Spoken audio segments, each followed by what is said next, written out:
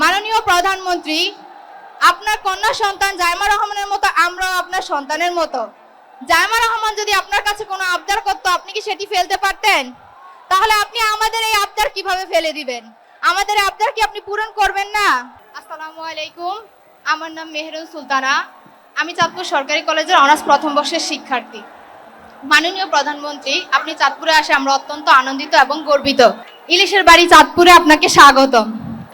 আমি বিগত 3 বছর ধরে চাঁদপুর সরকারি কলেজে পড়াশোনা করছি, কিন্তু বহু বছর ধরে চাঁদপুর সরকারি কলেজে অবকাঠামোগত কোনো উন্নয়ন দেখছি না। আমরা বর্তমানে চাঁদপুর সরকারি কলেজে প্রায় 17,000 শিক্ষার্থী আছি, কিন্তু সে তুলনায় জায়গা অনেক কম।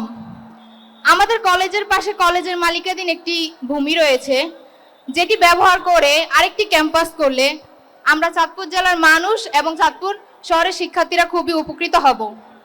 এতে করে চাঁদপুর জেলার শিক্ষার মান উন্নয়ন হবে। মাননীয় প্রধানমন্ত্রী, আমরা আপনার কাছে আশাবাদী যে আপনি মঞ্চে থাকা অবস্থায় কলেজের ওই ভূমি ব্যবহার করে আরেকটি ক্যাম্পাস করার ঘোষণা দিয়ে যাবেন।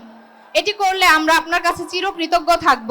মাননীয় প্রধানমন্ত্রী, আপনার কন্যা সন্তান জাইমা রহমানের মতো আমরাও আপনার সন্তানের মতো। জাইমা রহমান যদি আপনার কাছে কোনো আবদার করতো, আপনি কি সেটি ফেলতে পারতেন? তাহলে আপনি আমাদের এই আবদার কিভাবে ফেলে দিবেন? আমাদের আবদার কি আপনি পূরণ করবেন না?